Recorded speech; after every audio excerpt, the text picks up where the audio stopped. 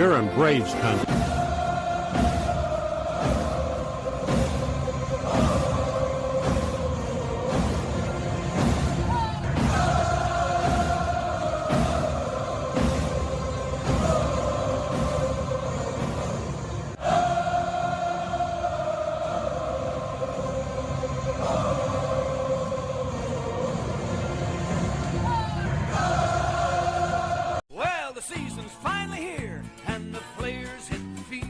Hey, howdy, hi, Braves Country Radio. The Armchair quarterbacks are back for the Monday edition beginning September 29th. We'll be reacting to the world of football from the weekend and getting you set for the week ahead. We'll also be talking Major League Baseball all October long, switching gears to the MLB free agent trade hot stove season that begins when the World Series comes to its conclusion. It's the Armchair Quarterback Radio Show, Monday mornings, 9 a.m., right here on Braves Country Radio. The Armchair Quarterback, he's full of beer and he's full of snacks. The All-American man with a cool one in his head. The wife. You're in Braves country.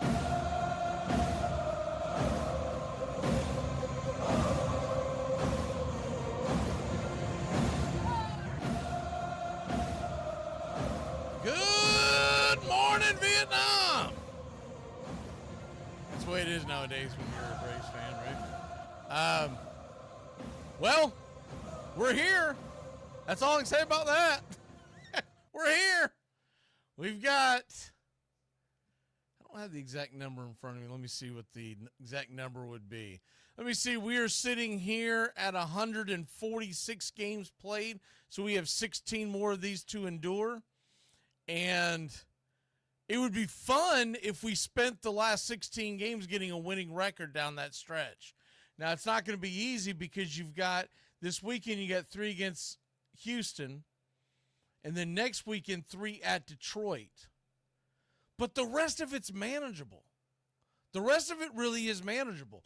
You're talking about 4 games against Washington and another 3, so 7 games against the Nationals and 3 games against the Pittsburgh Pirates. So if you want to look at it as the last 2 weeks, but I'd like to start off on a good foot going into this weekend. We do play the Astros. They are playing really good baseball, and we've got some tough matchups. You can see some of them on the screen. They have not announced yet. We're doing this game. We're doing the show at 10 a.m. on Friday morning, so they have not announced who the starter for the Houston game will be officially yet. We can take some stabs in the dark and some guesses at it, but as far as right now, we do know Hurston Waldrop is going to pitch for your Atlanta Braves. And we'll just have to wait and see who Houston decides. But regardless, this is our best chance to get a win in the entire series. Not saying we can't win the others, but I'm saying you don't want to lose tonight because you got Hurston Waldrop going.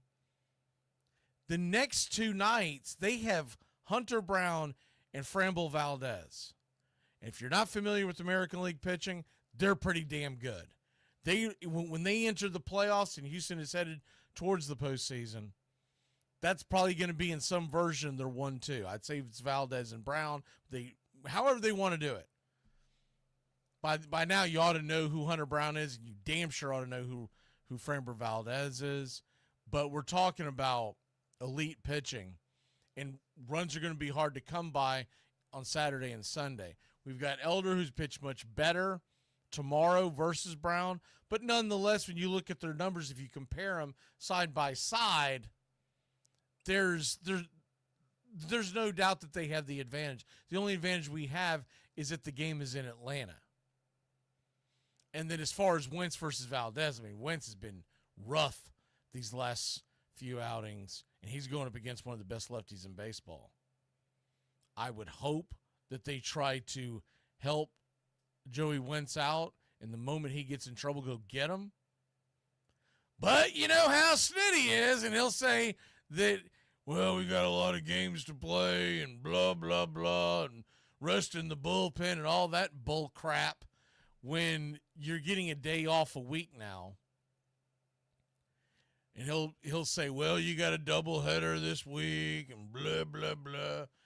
Well, you also get the expanded roster on the doubleheader, so don't give me that bull crap. You also have the expanded rosters in September. So any sign of danger that he should be running out and getting these guys just to help them go into next year feeling better about themselves and not getting their brains kicked in.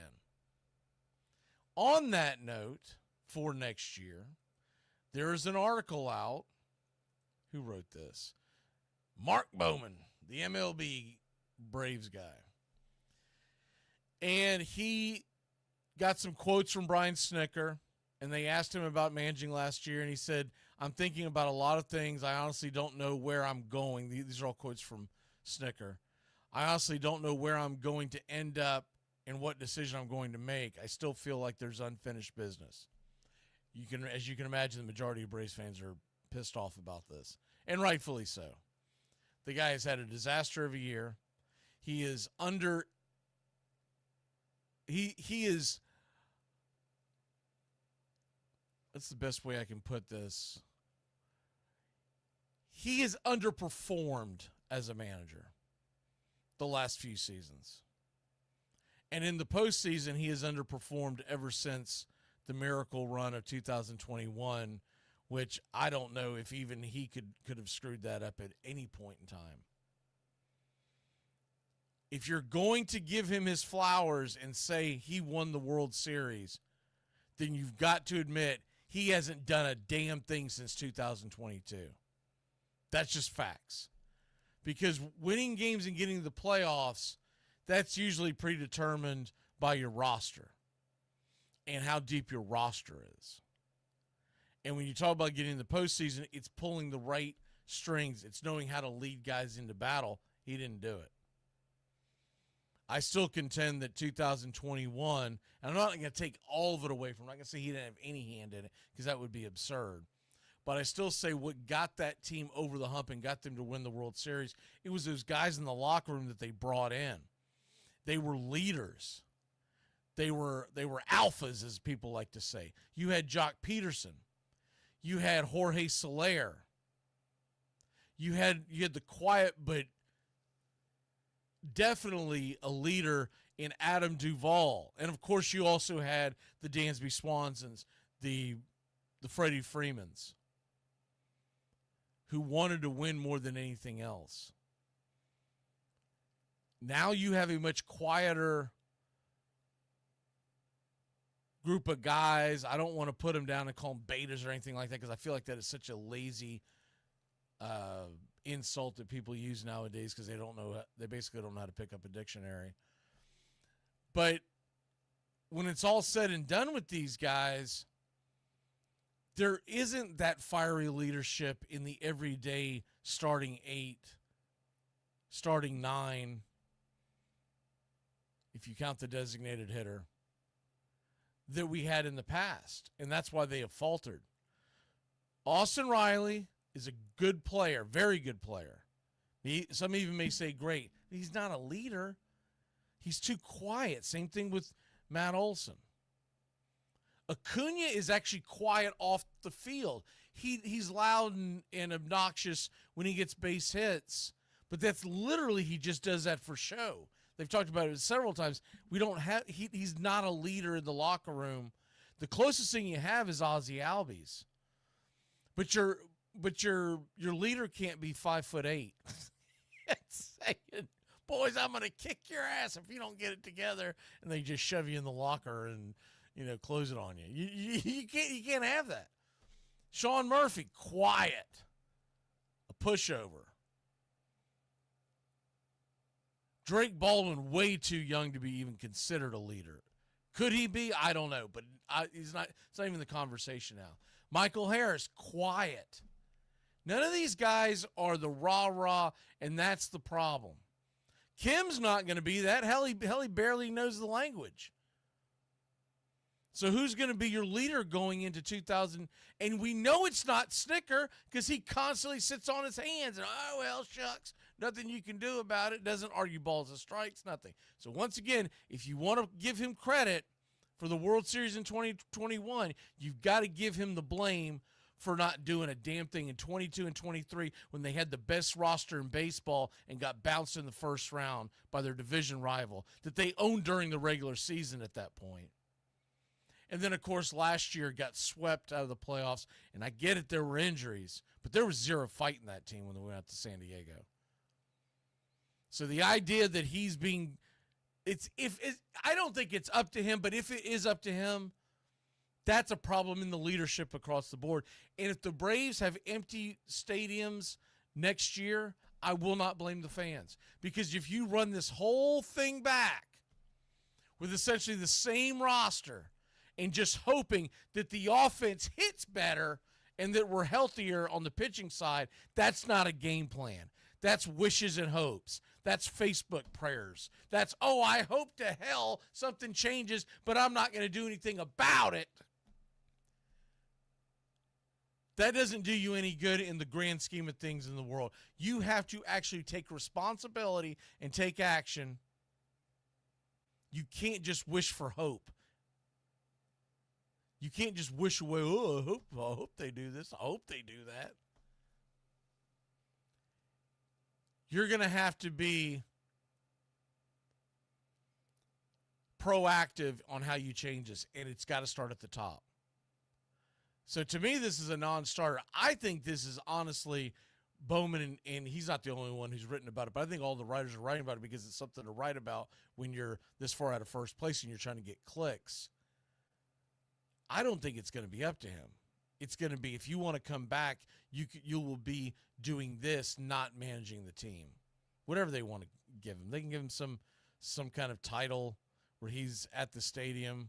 And he can be that calming factor for the new manager who wants to bounce ideas off of him. But you got to have a leader in that damn clubhouse.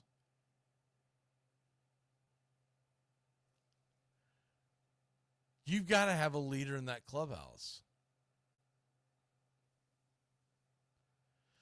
So my hope is if I could choose a manager, it would be Mark DeRosa.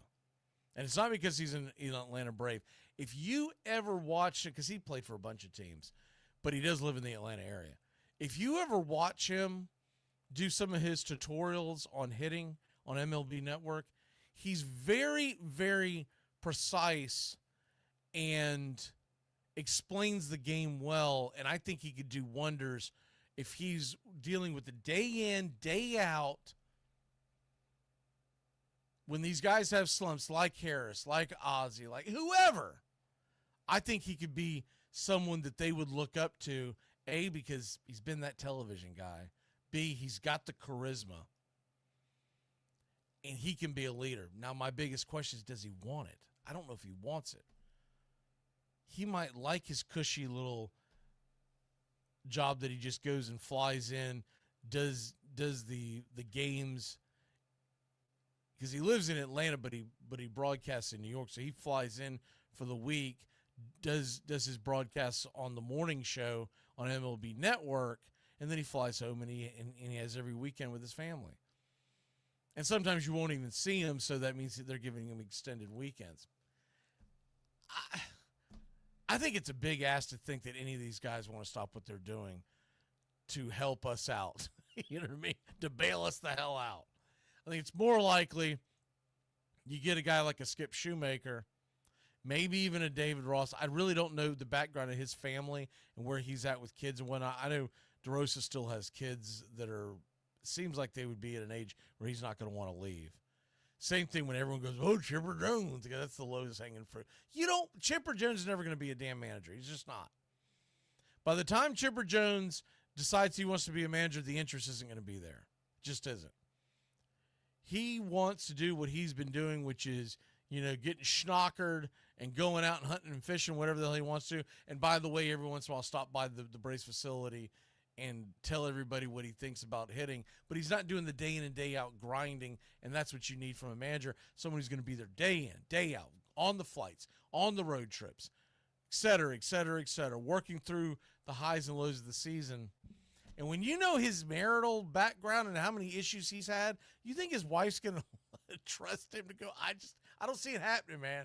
And you see him get liquored up on X all the time, spouting off things. It's going to take one of those saying something at the wrong time, and he's going to be a PR nightmare. He's going to say the wrong thing. I'm surprised he hasn't yet. He's going to say the wrong thing at the wrong time, and as a manager of a major league team, they will expect you to hold yourself in a little more higher regards and have some respect for yourself. And there's times, and I've always been a big Chipper fan. Told you many times why he's one of my favorite players to ever play the game, and that will never change. But he has done things where it's going to be a PR nightmare. If he gets liquored up and starts bitching and moaning about college football, or getting on to people and calling them this and that and putting them down, and he's supposed to be leading men into battle every day. It's not going to work. So keep the Chipper Joneses out of your head. David Ross, I know a lot of people, I just don't like, because I don't think he did a very good job with the Cubs. Now, maybe he's learned, and I'd be willing to give him a chance. I just don't know if he has actually changed. When he was with the Cubs, I thought he was extremely overrated, and the only reason why he got that job, other than the fact that he was a part of the 2016 championship team, he got that job because he was on Dancing with the Stars. That's not why you hire a manager. Dancing with the Stars? What the hell? We don't need a circus. We need a Skip Shoemaker. It doesn't have to be Skip Shoemaker, but it's got to be someone who's a baseball lifer, who eats and breathes it, and it usually means they weren't a very good player. What's the old saying? Those who cannot teach. Because the people who can actually hit the ball, throw the ball, they usually want nothing to do with teaching the game, managing a team. Because a lot of them, let's be honest, a lot of them just don't understand. I'll give you a perfect example. This isn't baseball, this is basketball, but Magic Johnson didn't last at all as a NBA coach, because he could not fathom why these guys couldn't understand what he saw. There are a few rarities, like the Larry Birds, who was a very good coach. The only reason why he didn't keep his head coaching job is he had back issues. He couldn't even sit on the bench by that time of his career. But it's very rare that a great player is a great manager or a great coach, depending on the sport, however you want to say it. You think Nick Saban was a great football player? No. If he was, he wouldn't have been a coach at an early age. Same thing with Bobby Bowden. And when it comes to the great managers of the game, they're usually guys who were not great players. I mean, do you think Mike Trout's going to all of a sudden be a great man? Hell no. First of all, they make too much money. By the time they get to the end of their career, like, why do I want to get on a plane every few days and go through the grind, et cetera, et cetera, et cetera? I've done that for 20 years. I want to go live my life. So put that nonsense aside. They're going to be looking for someone who's an actual baseball guy. Now, the reason why I always bring up Shoemaker is because he's the most recent of guys that I thought were wrongfully fired. But there's a ton of people out there that you can look at to be managers. But I want someone who is a damn stand-up and let's go. I want someone who's going to fight for the players on the balls and strikes. I want someone who is going to just show the team they got their back. And I also want someone who's going to pat them on the back when they're in the dumps, but also kick them in the ass when they need it. And it's a very, any stage of business, whether you're talking about being a baseball player or you're talking about managing anything, where you're talking about managing a restaurant or a store or if you're a CEO, whatever, the truly great ones know how to, and they know that it is a difference. You do treat people differently because it depends on their personality. Some guys are going to respond better to you going, look, man, you're worrying too much. Let's clear the mechanism, blah, blah, blah. Let's, a so-called pat on the back. Other guys are going to respond much better to a kick in the ass because They need that kick in the ass because that's what they've always responded to. And the great ones, that's what we're looking at. But the idea that Brian Snicker, that it's up to him after this horrific season, whether he wants to come back or not. Hell, I'm surprised someone hasn't had the freaking, maybe that's the problem. Someone at the top needs to say, well, it's not up to him, so let's move on. We will decide, not he does. What manager, what coach, when he doesn't have a contract, says he's going to decide? It's not your decision, buddy. When it's all said and done, it's the fans' decision because they pay your contracts. And if they're not buying tickets, I don't want to hear any bitching and moaning from the Braves front office. I don't want to hear any bitching and moaning from anybody, whether it's fans or not. Man, no one's coming out to the games. You can't run it back when running it back sucked. Other things going on. Mets are collapsing, so there's that. That's fun. Let's talk about that. The New York Mets are now, if you look at the playoff standings, and remember, we are in the dog day. I mean, we're in the final stretch. 2.5 weeks, right? We're finally coming to the end. The New York Mets, first of all, they're not catching Padres and Cubs. Padres and Cubs are good. They pretty much are just gonna punch their ticket and get ready for the postseason, and they want to play that delicate balance and not you don't want to take your foot off the gas, but you also want to make sure that these guys are well rested and ready to hit the road running because you're going to play in the first round of the playoffs. Cubs are 7.5 in front of the final wild card spot. That's a wrap. The Padres 4 up. It would take an all-time collapse to catch them. So let's focus on what's actually going on in the National League. The Mets have a 1.5 game lead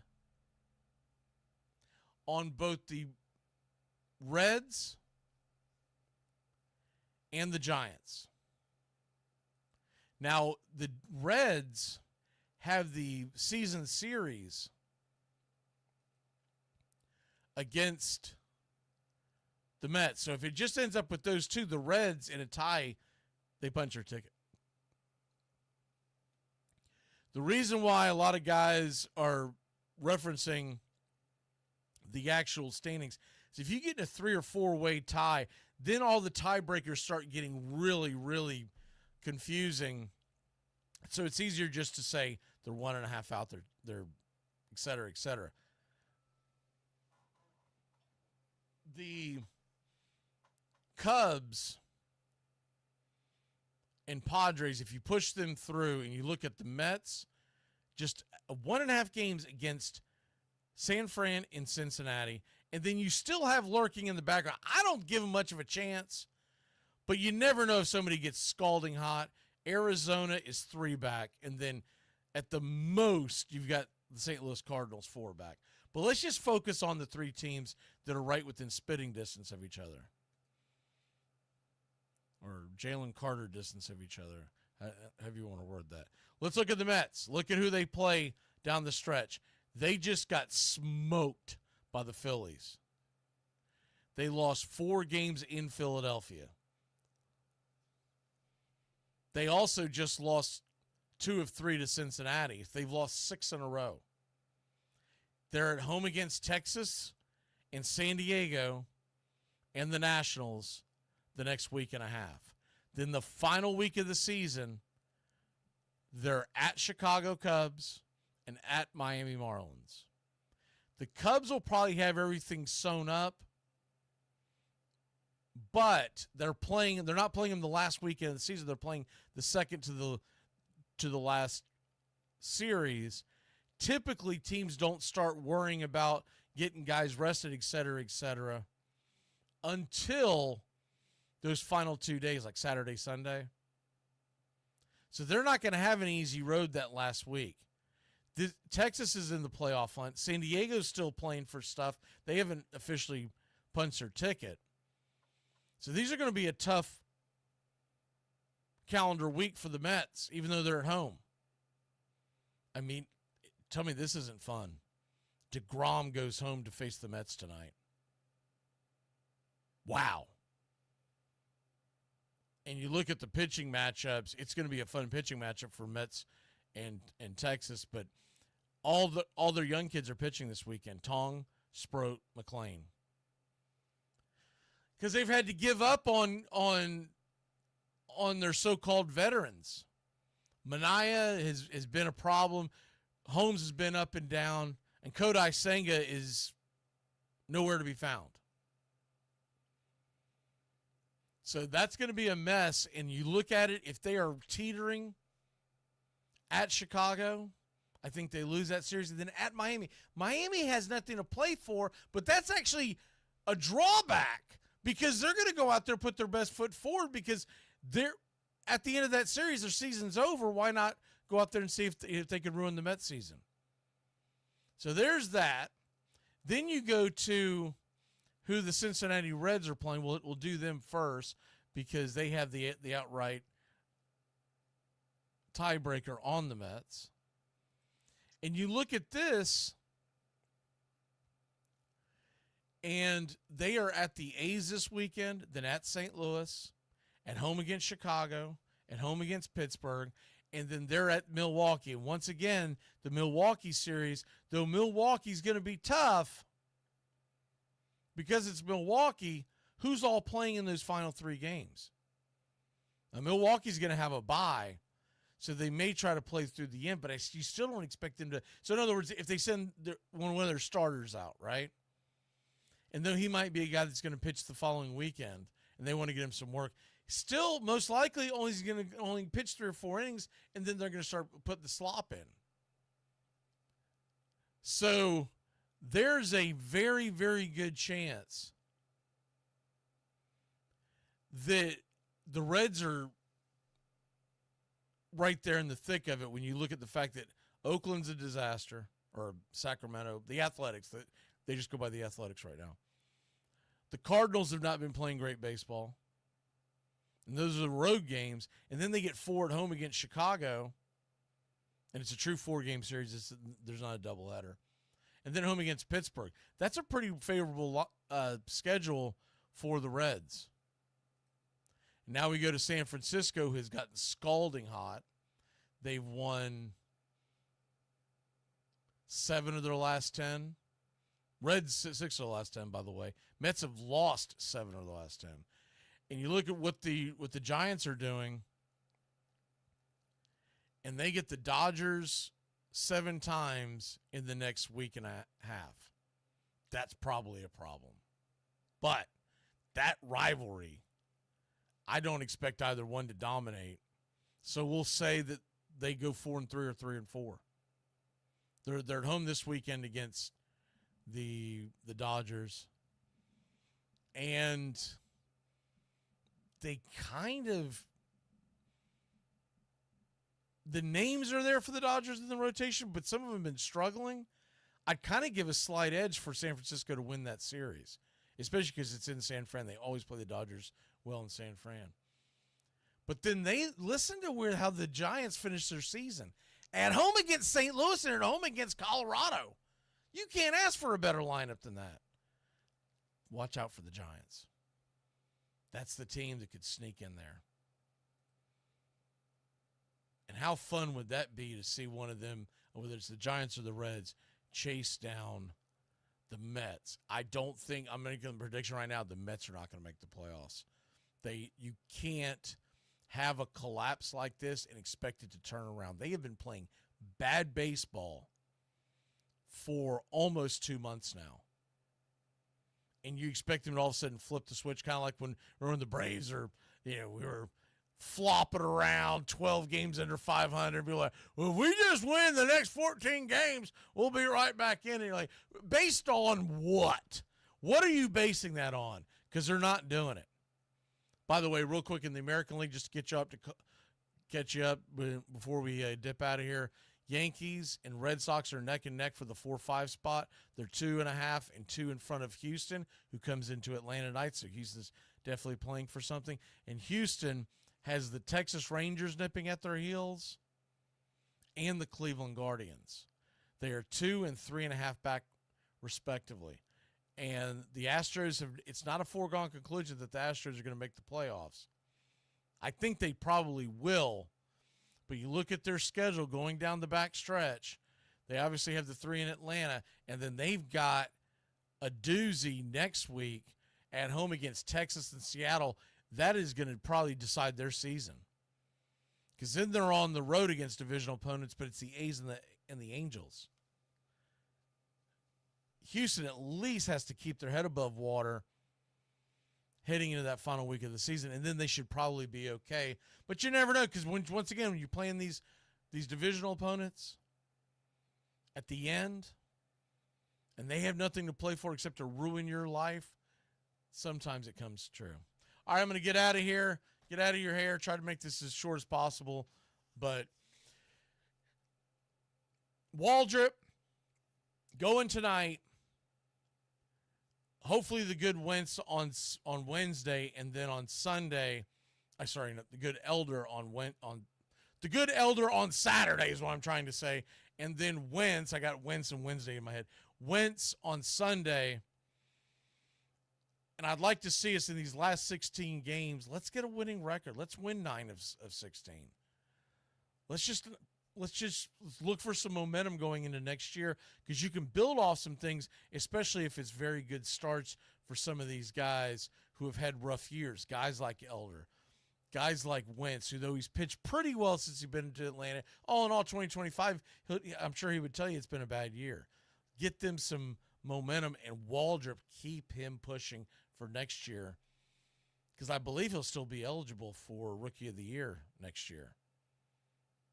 I'm pretty sure I've got that right. We'll see you tonight, 7:15 first pitch. Go Braves, baby! 16 more times.